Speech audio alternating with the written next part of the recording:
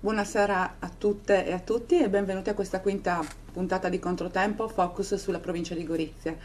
Oggi gradita ospite è Giulia Aroldo, la nostra prima ospite al femminile, e questo mi fa enormemente piacere. Ho conosciuto Giulia poco tempo fa in occasione della visita del senatore Saro a Gorizia e mi ha particolarmente stupito per la grinta e la passione che ha messo nel difendere la sua città, Gorizia. Giulia, benvenuta. Grazie per avermi invitato. E allora questa battaglia per la nostra provincia senti veramente che ti appartiene, senti veramente che possa essere anche tua? Sì, diciamo che penso che sia una battaglia per la quale debba spendersi tutto il territorio ed è per questo che credo soprattutto nell'iniziativa di aver lanciato un comitato civico che sia al di sopra dei partiti e che sia in grado soprattutto di rendere consapevoli le persone di quello che rischia il nostro territorio se l'iniziativa della riforma degli enti locali andrà effettivamente in porto, così come ci è stata prospettata dall'onorevole Saro a Gorizia, ma comunque dai media stessi. Un comitato che tu hai anticipato, è nato di recente, si sta convocando in questi giorni, un comitato civico e trasversale, apartitico, non si può dire non politico perché ci occupiamo comunque di una tematica politica, comitato che ci vede partecipare assieme. Tu sei comunque una ragazza, una persona, una giovane donna di orientamento politico di centrodestra, possiamo dirlo? Si può dire, sì.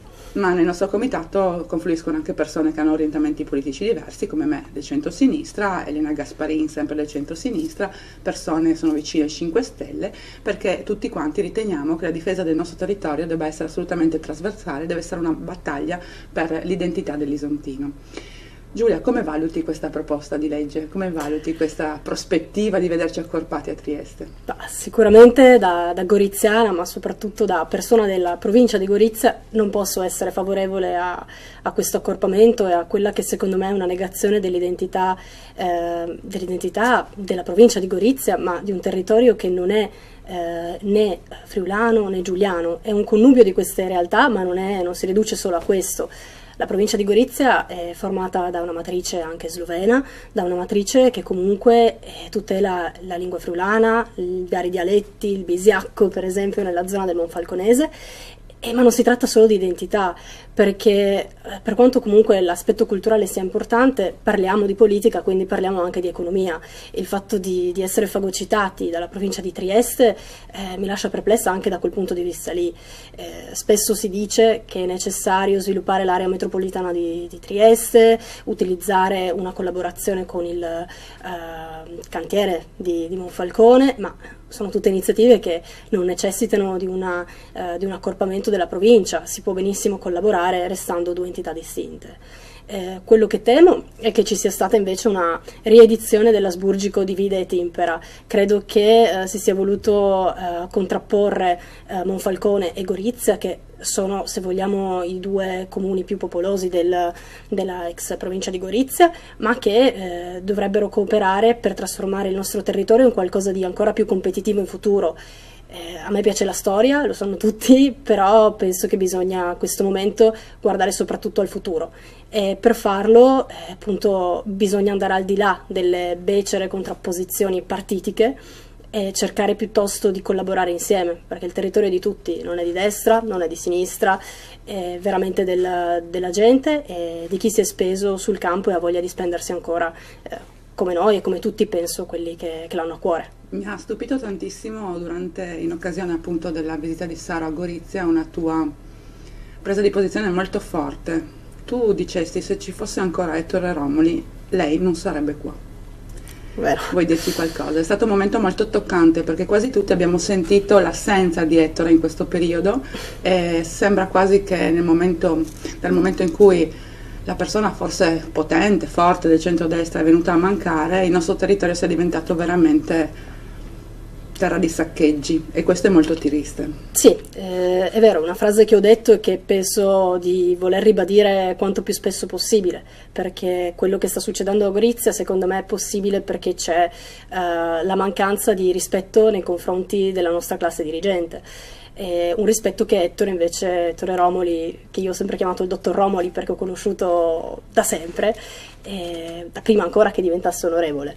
Cioè, un piccolo aneddoto: la mia prima campagna elettorale la feci a 2 anni mettendo i timbri sulle buste per la sua candidatura, per dire. E in tutti questi anni devo dire che forse l'elemento più scoraggiante, lo dico a malincuore perché io nel centrodestra comunque mi identifico e politicamente sono cresciuta, è stata la mancanza di rinnovamento.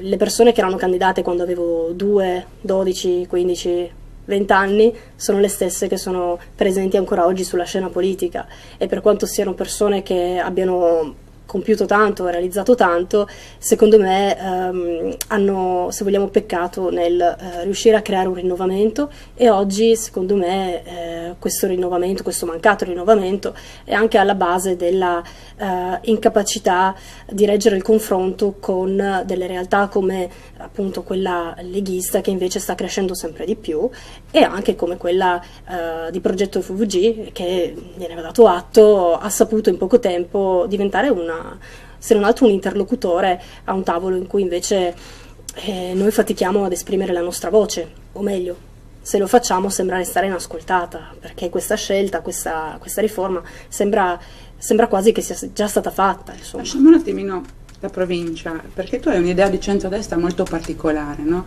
Mi hai parlato di un'idea di centrodestra moderno, nel senso, scusa se uso un termine improprio, quasi progressista. Sì. Vuoi illustrarcela un attimo? Sì, volentieri. Io penso che oggigiorno, non solo a livello locale, ma nel nostro paese, a livello nazionale, ci sia un vacuum in quello che è il centrodestra moderato, se vogliamo. E sicuramente non lo scopro io, penso sia sotto gli occhi di tutti, e credo che iniziative di alcuni politici di spicco come penso Toti o altri, anche lo stesso movimento di Calenda in realtà, mostrino come una sorta di esigenza da parte del territorio e di parte dei politici di creare qualcosa di nuovo e di qualcosa che porti innovazione, mi viene da dire, ma nel modo di fare politica. Io dico sempre, c'è una formula inglese che contrappone right e left, destra e sinistra. Ecco, io penso che invece si debba contrapporre right, giusto, e wrong, sbagliato, e bisogna giudicare le idee e non chi queste idee le porta avanti.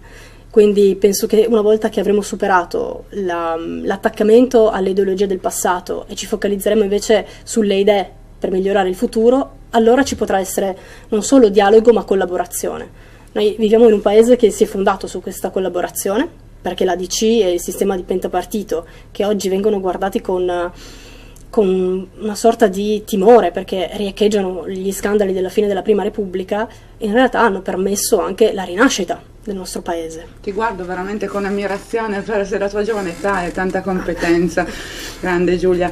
Una cosa, nei prossimi mesi, appunto, proprio seguendo questa logica, faremo fianco a fianco una battaglia, quella per la difesa della provincia di Gorizia, insieme a tante altre persone che vorranno unirsi a noi, con lo solo spirito di fare veramente, di portare avanti la voce del nostro amato e bellissimo territorio. Giulia, tu parlandone mi hai fatto delle proposte, è giusto che noi andiamo a informare, mi dicevi le persone, esatto. Noi dobbiamo fare, se vuoi riassumere insomma questi 3 aspetti che tu hai evidenziato, che mi trovano assolutamente concorde. Sì, secondo me uno dei mali del nostro tempo è non tanto la mancanza di informazione quanto l'eccesso di disinformazione e di informazione istantanea. Spesso ci troviamo a dire ah sì, ne ho sentito parlare, perché vediamo un post su Facebook, un tweet su Twitter o l'abbiamo sentito dire, ma c'è poca analisi, c'è poca documentazione spesso dietro, e mi ci metto anch'io perché è più facile magari basarsi sulla notizia rapida piuttosto che spendere un pomeriggio ad andare nel dettaglio e studiare, no, le questioni e le vicende. Ma il problema, secondo me, quando si parla di difesa del territorio è ancora più profondo, nel senso che molte persone non sanno che i loro stessi destini sono in ballo, che il futuro di quella che loro chiamano casa o comunque chiamavano provincia è discusso da tutti fuorché da loro. Scusa se ti dico solo un'altra cosa che mi colpì quel giorno a Gorizia, che tu dicesti al senatore Saro: quando si entra a casa degli altri bisogna avere il coraggio di bussare e di chiedere permesso. Sì, nel senso, io mi ricordo, lui si definiva amico nostro e sinceramente io appunto gli dissi che per me amico è qualcos'altro, insomma, e per come la vedo io, bisogna conoscere un territorio prima di potersi arrogare il diritto di modificarlo o anche di pretendere di diciamo parlare a un audience che invece appunto è ignara di quello che si vuole fare. Qualcuno Quindi dice però che non è l'onorevole Saro il problema sono i poteri economici che sembrano avere già deciso quale sarà il futuro della nostra provincia. Poi qualcuno può fare l'ambasciatore, insomma. Sì, chiaro, lui ha usato il plurale maiestatis per tutta l'intervista e devo dire non l'avevo mai conosciuto in prima persona, ma mi ha colpito proprio la sua pacatezza e la sua capacità, nonostante l'evidenza, di andare dritto per la sua strada, quindi chapeau da quel punto di vista. Giocando tu a calcio, lui faceva il dribbling sulle domande in maniera incredibile. Esatto, ha saputo dribblare bene. Molto bene tutte le domande, quelle puntuali e stringenti. Quindi il percorso del comitato sarà sicuramente informazione. Esatto, informazione, poi secondo me, esattamente, io la vedo così, la vedo basata su 3 step. Il primo ovviamente è l'informazione, perché le circa 140.000 persone coinvolte dovrebbero essere al corrente. Secondo luogo, manifestare il loro dissenso con cognizione di causa, giustamente, quindi essendo informate, e poi però io sono dell'idea che non si possa semplicemente protestare, perché quello è fare polemica. Secondo me quando si fa politica si deve proporre. De Gasperi diceva politica è realizzare, e secondo me uno dei nostri problemi è che si parla tanto ma si fa poco, e quello che bisognerebbe secondo me invece incoraggiare e favorire è la proposta alternativa.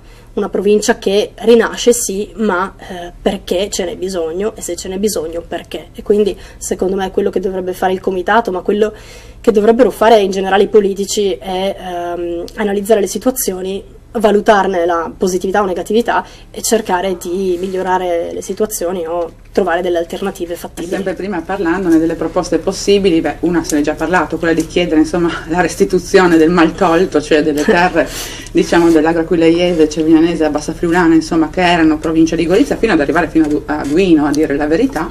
Ma poi mi hai parlato di un'altra suggestiva, secondo me, ipotesi, quella di Gorizia come cuscinetto tra Udine e Trieste, quindi. Sì, storicamente, chiaramente io, essendo nata negli anni 90, queste cose le ho studiate, non le ho vissute, no? Però andando a guardare i fatti, Gorizia è sempre stata la zona cuscinetto, la cosiddetta buffer zone tra il mondo friulano, la provincia di Udine, il territorio udinese, e quello invece triestino, giuliano. E noi abbiamo fatto un po', diciamo, da intermediari anche, perché gli udinesi, nel momento in cui Trieste è entrata a far parte della nostra regione, non erano entusiasti, chiaramente, e addirittura negli anni '80 si parlava di un'annessione di Gorizia al territorio friulano. E quindi mi fa anche sorridere che oggi si parli di Gorizia come potenziale così preda di Trieste. Dico, cioè, effettivamente forse ad avere voce in capitolo siamo noi goriziani, che magari abbiamo la nostra identità. Ed è proprio la nostra identità, secondo me, questo fatto di essere stati mediatori e anche, se vogliamo, abbiamo tutelato, tutto sommato, la vita della nostra regione. E secondo me noi avremmo dovuto pretendere di più, perché noi inglobiamo, se ci pensate, la matrice, come dicevo prima, slovena, ma anche quella triestina e quella friulana. Io mi chiedo, se andassimo sotto Trieste, verrebbero tutelate le municipalità friulane come per esempio Capriva e Cormons? Verrebbero prese in considerazione le loro esigenze o comunque la loro cultura? Permettetemi di essere scettica in merito. E poi soprattutto a me è venuto in mente un esempio completamente diverso, ma pur sempre analogo, che è la questione del Brasile, no? Per tanti anni si sono contrapposte Rio de Janeiro e San Paolo come potenziali capitali, città principali, eccetera. Per evitare i problemi è stata creata negli anni 60 Brasilia, che è la capitale, perché è super partes fondamentalmente. Quindi dillo. Quindi io lo dico con ardore, magari con un pizzico anche di spudoratezza. Esatto. Secondo me dovremmo, anzi, pretendere di più, dovremmo quasi esigere di essere noi il capoluogo di regione, perché pensateci, Trieste, bene o male, bellissima città, io l'adoro, però è periferica, è veramente all'estremità, se vogliamo, del nostro stivale, e allo stesso tempo è anche all'estremità della nostra regione. È rappresentativa, sì, dell'anima, se vogliamo, giuliana, ma non è rappresentativa del Friuli, non è rappresentativa dell'Isontino, della parte slovena, della parte slovena in parte, se vogliamo, ma Gorizia invece rappresenta anche quella, rappresenta le problematicità di tutte queste comunità e ne esalta anche gli aspetti peculiari e, se vogliamo, tutti i pregi. Ipotesi suggestiva, temo che nessuno ci ascolterà. Sì, sono consapevole che sia veramente una visione utopistica. La suggestione non è male.